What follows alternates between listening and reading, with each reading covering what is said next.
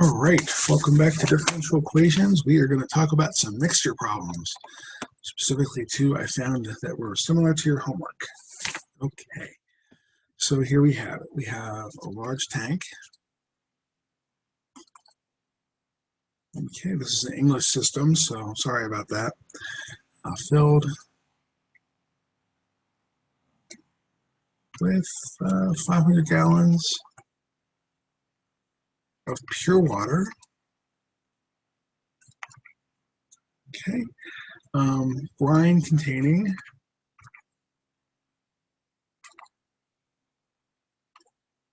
3 pounds of salt per gallon.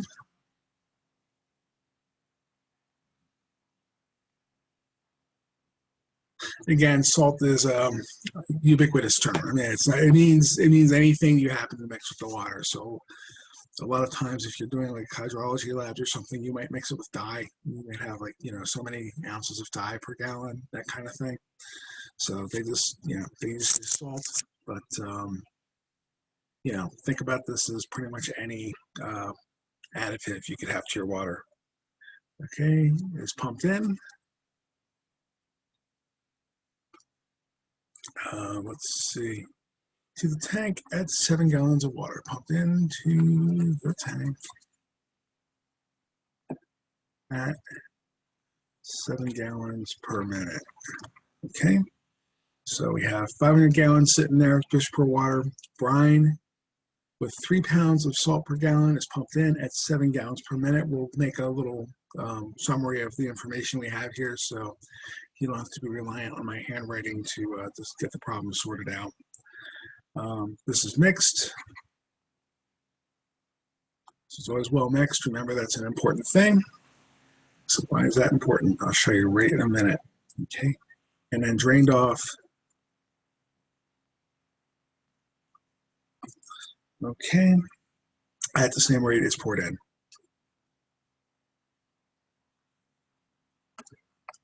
Okay, and the question is how much salt is in the tank at any time. Okay. Recording. Just let me know. I did. The light's on. Okay. So setting up, we have the A by dt, right, is equal to, and I've got the rate in times the conc in.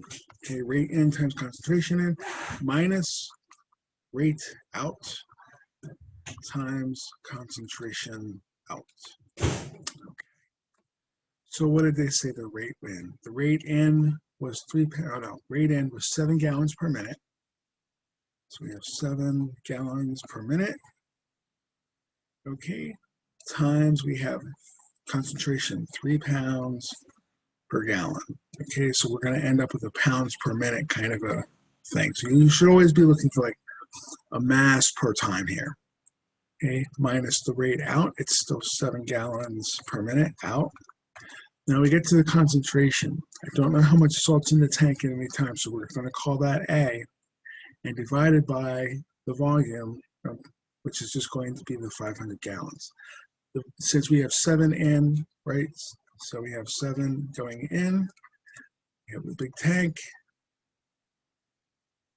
right, and we're draining at 7 out. There is no volume change. That's why this number is a constant. The reason why we need it to be well mixed is because we're assuming that this concentration, right, is just the concentration over the amount here. If we were working in like maybe a large water system like a lake, right, or some kind of reservoir or river system, there wouldn't be this, right? You would have concentration, but then there would be some kind of a density equation down at the bottom, like the density of the concentrate, the density of the salt would change depending on where you were. So we would have an X and a Y component down here, right? If it was a river, you might just have an x because you can assume it's one-dimensional. But that's still a problem because you would have a location variable and you would still have a time variable that we're doing this. So it would be a partial differential equation if we didn't have this as well mixed, okay? So that's why, and I suppose we might, so if it's a river, we might be able to change this to a concentration based off of time, right? Maybe we could do something like that, but it would start making the problem very, very difficult to start working with, location variable in here. There are systems of equations where you might, they some of the books, it's amazing. They have like all these contraptions, like you have the water coming in and it's draining out into another bucket with the brine, which is into another bucket with the brine, which is, it's like this Rube Goldberg machine of like water going in and flowing out into other buckets as we're going. So if I had to work like say a river problem, and I would maybe take the river and divide it like up into little cells and assume that what was going on here was going to influence this one, influence this one, influence this one, influence this one, until I finally got through with my system. So in order to, and then you would just assume that it's well mixed in that little cell, okay? Or again, we would have, maybe we could get smaller cells and work it that way. Okay, but at that point, we're like dealing with double integrals, one with time and one with location. These problems are already hard enough. Let's keep it the first time we do it, the first exposure we have, really, to something that's doable by hand, and we'll just work on that. Okay, but that's why we have the assumption that it's well mixed. And even if you don't have that assumption, right?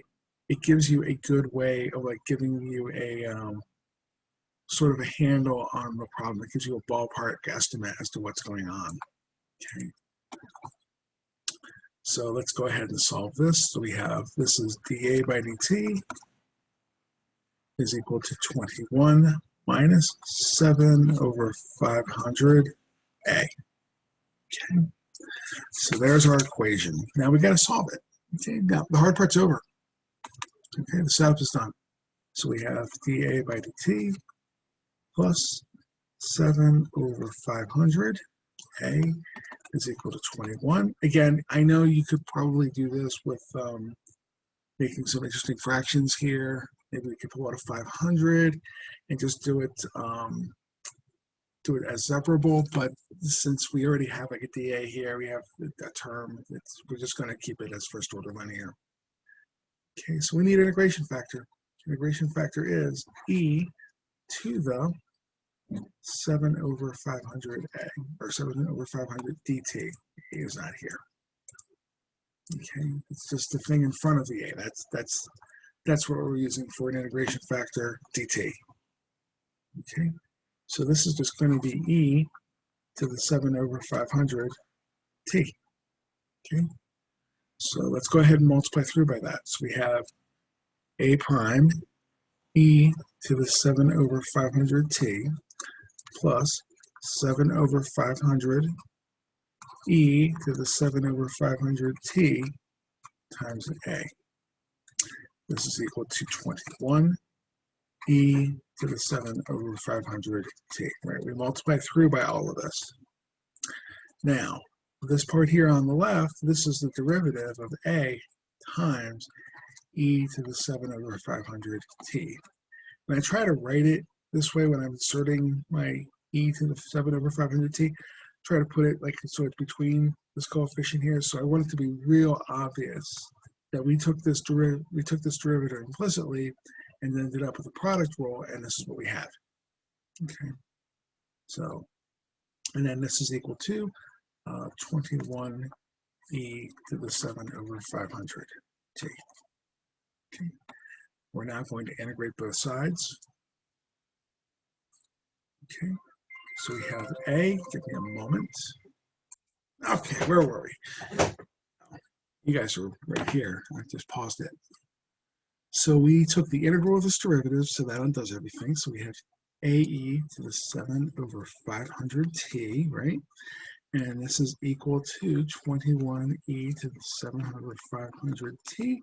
And then we have to, we have a du here, right? So that's going to be 500 over 7. So 500 over 7 for that. And of course, we have our plus c. Okay. So let's see here. We have 21 over 7. Like this didn't come out of a textbook, right? So it looks like we have 1500 because the 7 cancels. We just have a 3. 3 times 500, 1500. E to the 7 over 500t plus c, and that is equal to a e to the 7 over 500t. Okay, what we're going to do is we're going to multiply both sides by e to the negative 7 over 500t. All right, and we're going to get an equation just for their a here. So we have a equals, right, this is our 1500 plus c e to the negative 7 over 500t. Okay, and we had an initial condition, right? By the way, if you have pure water flowing in, right, if they say pure water is flowing in, then the concentration, like how much salt per gallon, would be 0. Okay, so I don't know if if they have this problem. I do remember a couple of students having a bit of a problem with it the last time we asked if pure water flows in. I was like, what do we do for concentration? It's 0. So we had 0 as a start because we started off with pure water. So we have 0 at time, so t equals 0, right? A is equal to 0. So we have 0 equals, this is 1500, or 1500 plus c, when t is equal to 0, this whole term, right, is 1. So we just have c is equal to negative 1500. Right? So our equation for the amount of salt at any particular time, 1500 minus 1500 e to the negative 7 over 500 t. All right, and that kind of makes sense. If I go back way at the beginning, right? How big was the tank, right? We had a tank that was 500 gallons, and we're filling it with stuff that has 3 pounds of salt per gallon. So time equals infinity, right? We take a limit. Eventually, the maximum that we're going to end up with is going to be this 3 times 500, which is going to give us our 1500. So if we let, right, t goes off to infinity, take our limit, the amount of salt in the tank is going to be 1500. Okay, so that's the problem without anything filling or anything draining. So we're good there. The next problem we have, okay, example 2 here for today, is going to be a problem where we have more water, more brine going out of the tank than is going into it. Okay, so this is the way your kitchen sink ought to be designed, the way your bathroom sink ought to be designed. So you can't overfill it. Okay, I need a toddler, a lot of toilet paper to help if you want to overfill. So we have a large tank. Okay, with 800 gallons. Okay, again, we're using English systems. Sorry about that. Imperial units. Okay, 800 gallons of pure water. So salt is 0, right, when we start. Has brine. Filling it. That's going to bother me. Okay, that's weird. We do become our fathers. Okay, has brine with 4 gallons. Okay, of salt. Oh no, what am I doing? 4 pounds of salt. Okay, 4 pounds of salt per gallon. All right, around 4 pounds of salt per gallon. Okay, and drains. Okay, so it's coming in. Oh, it's coming in, pumped in at 8 gallon. I'll recap. 8 gallons per minute. Okay, but drains off at 16 gallons per minute. Okay, and we have some questions. So let's just recap this. Okay, so we've got the tank, right? There's There's 800 gallons in here. There's no salt, okay? Coming in, right? We have, this is coming in at 8 gallons per minute, okay, with 4 pounds per gallon, okay. Okay, it's leaving, so we have a drain open here, okay, and this is leaving at 16 gallons per minute. So eventually this tank is going to be all drained, right? We've got 8 coming in, we've got 16 going out. So we are losing 8 gallons per minute here, okay? So we are losing 8 gallons per minute. All right, so again, I'm hoping that I can like paint a picture of what's going on here. So it's important that you can picture like what's happening in this experiment. Okay, so let's go ahead and set this up. So our dA by dt, right, that's going to be our rate in times our concentration in minus our rate out times our concentration out. Okay, so rate in, right, that's going to be 8 gallons per minute, and our concentration is 4 pounds per gallon, okay, minus our rate out, that was 16 gallons, right, per minute, times the concentration out. We're like, well, we don't know how much salt is in there at any one time, so we're still dealing with A for the amount of salt, and it's amount of salt per volume, right? This has got to be the volume down here. Now, what's our volume? Our volume is 800 minus 8t, right? Because the volume is a decreasing function now.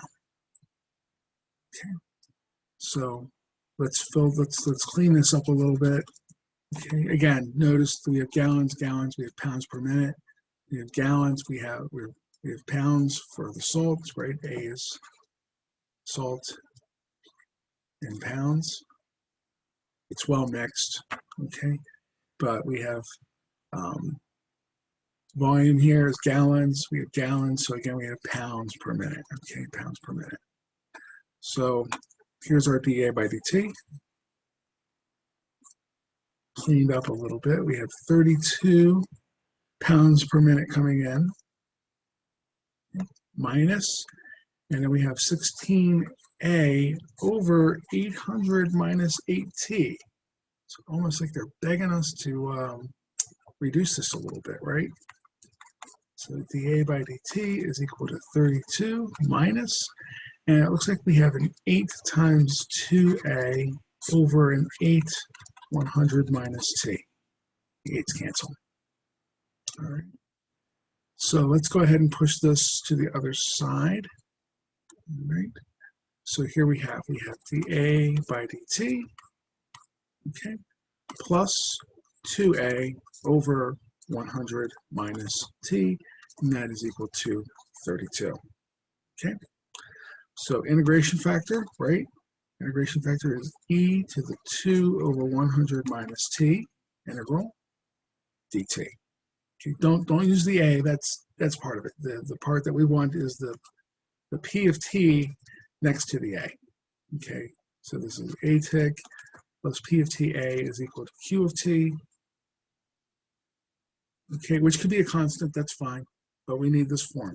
Okay, so this is going to be e to the negative 2 ln 100 minus t.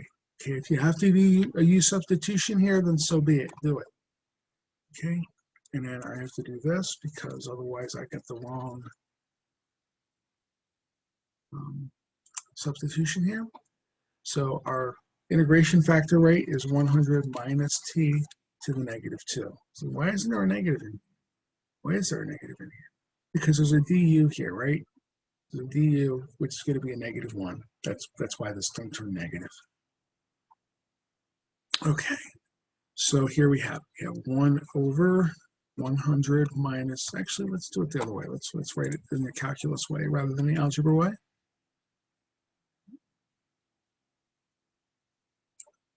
So we have a tick times 100 minus t to the negative 2, okay, plus 2, 100 minus t.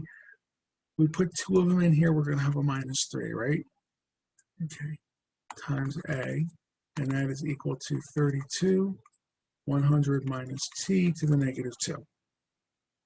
Okay, so what happened to the negatives? Well, notice that when we take this derivative, right, we have a negative 2 down here to the negative 3, but we have a chain rule here, right, which is another negative, so that's why this thing turned positive, okay? So again, please convince yourself that the above line here, right, is this derivative as a product rule, right, implicit differentiation here. And that is equal to, what do we have? We have 32, 100 minus t to the negative 2. And now we have to integrate both sides. Right? They should all be this easy. So we have a times 100 minus t raised to the negative 2.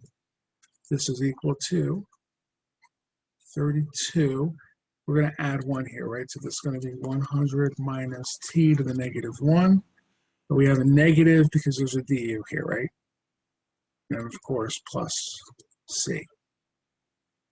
So now we're going to go ahead and multiply both sides, right, by 100 minus t squared. That's going to kill this off. So we have a is equal to, right, and we have minus 32, 100 minus t, 2 minus 1, right, to the 1 power, plus c, and then we have 100, I'm sorry, not plus, but minus, to 100 minus t squared. Okay. So remember our initial conditions now, right? When t was 0, we did not have any salt in the tank, so a is equal to 0. Okay, so we have 0 is equal to negative 32 times 100 minus 0 plus c, and then we have 100 minus 0 squared, and we have to solve for c. All right, there we go. So let's see here. We've got 32 times 100, right? Push this to the other side, is equal to c times 100 squared. One of the hundreds is going to cancel, so we have 100c is equal to 32, or c is equal to 32 over 100. So my apologies to Sister Mary Agony. We have 32 over 100. Okay, and I'm going to be extraordinarily lazy, change it into a fraction. We get 8/25 here. Okay, so why did you apologize to Sister Mary Agony? Well, because when I was in elementary school, I went to Catholic school, and she told us that you would never have a calculator that would reduce fractions for you, so it was something we had to learn how to do, and I was terrible at it. So every time I do it, I feel like I'm stepping on her grave, because she spent so much time trying to get me to learn that. Yeah. So there we go. Okay. Let's see here. What do we have? We have our C. It's 8/25. So let's see. What is our here? We've got negative 32, 100 minus t, right? Plus 8/25, and then we have 100 minus t squared. There's our function. Okay. We have some questions now. Okay. So when is the tank empty?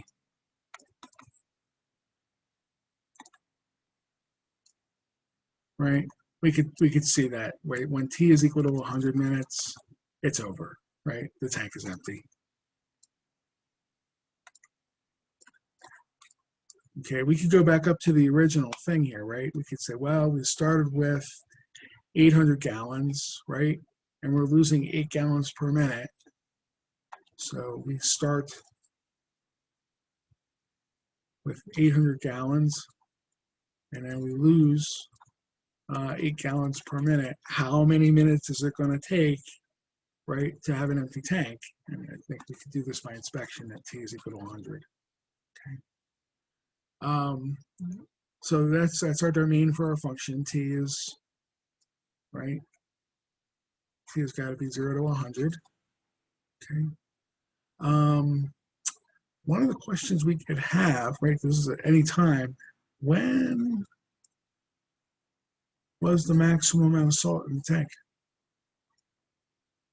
Right? When did the salt contain the maximum amount of salt? So how do I get a maximum? If only we had had a class at some point that made you figure out the maximums of functions. Oh, wait, it was Calc 1, wasn't it? So we have a prime is equal to 0 is equal to, right? First derivative, set it equal to 0, solve for t. So here we have negative 32. Take the derivative, that's going to be negative 1, right? 1. Okay, plus, and then here we have 8 over 25 times 2, 100 minus t to the 1, and there's a negative 1 here, isn't there? All right. So let's see here. We've got negative 32 right on the other side because it's positive. And then we push it to the other side. And that is equal to 16/25. 100 minus t. It's a negative here. Negative. So we have 16/25. 25ths, not 55ths, 25ths. All right, we're just solving, okay, at this point. If you wanted to multiply all of that, I mean, there's how many different ways are there to solve this equation? Pick your favorite, okay? It really doesn't matter which one you've picked. Okay, and then here we have 100 minus t. So we have 25 times 32 over 16, okay, equals 100 minus t. What is this going to do for us? That's going to be 50 equals 100 minus t. Subtract 100, subtract 100. I think we could say t is equal to 50. Okay, so halfway through, okay, we end up with the maximum amount of salt. We could plug in t is equal to 50 into our equation up here, right, and figure that out. So we have a is equal to, back to the original equation, right? Because the derivative is to find out when, but you need the original equation to find out how much. Okay, so it's negative 32, 100 minus 50, okay? And then what do we have? We have plus 8/25. And then we have 100 minus 50 squared. Okay, and that's how much salt we have here. So 100 minus 50 is 50, so we have negative 32 times 50 plus 8/25, 25ths, not 50ths. Okay, 25ths. And then we have 50 squared here. Okay, just going to go ahead at this point and plug this in the calculator. So we get negative 32 times 50 equals, okay, plus 8 over 25 times 50 squared. Okay, somehow we got a negative number here. I don't like that at all. All right.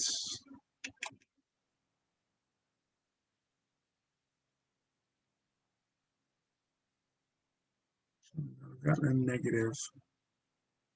All right. Now we're going to go through and figure out exactly where our negative problem is. I think up here, this should not be negative up here, I think. Oh, there it is. Way at the beginning, right? There was a chain. We had a du, we had a negative one here, we had this is going to be positive. It's going to be positive. This is one of those times where I think I made 2 errors in my signs at some point, so they canceled each other out. Okay, so I think that's what happened, was that we had 2 errors in our signs to end up with that. So we definitely need a positive amount of salt. I'm sure that as you guys are watching the video, to be more careful. We have this one. I will bet that this one is going to be negative as well. Okay, when we go ahead and take this integral here, so we have a negative, but we have a negative here. No, it should be 2 negatives. That should be okay. in any, oh, because this one's going to be positive, our C is going to be, aha, there it is. Because this turned out to be positive, we have negative over here, and our C is actually going to be a negative number. Okay, I'm sorry for the confusion on that one. Let's just write down our answer again, 32, 100 minus t, minus 8/25. Okay, 100 minus t, there's our value. Okay, I messed up on the sign, SIGN sign over here, which is going to change, it's going to flip my C here. Okay, so my apologies for that. I hope you guys could follow through, and when you find my mistake up here, please don't mock me. But there we go. All right, so that is pretty much how you do a problem that has a decreasing volume, and I'm going to let it go at that, and I'll post these, and then we'll be good.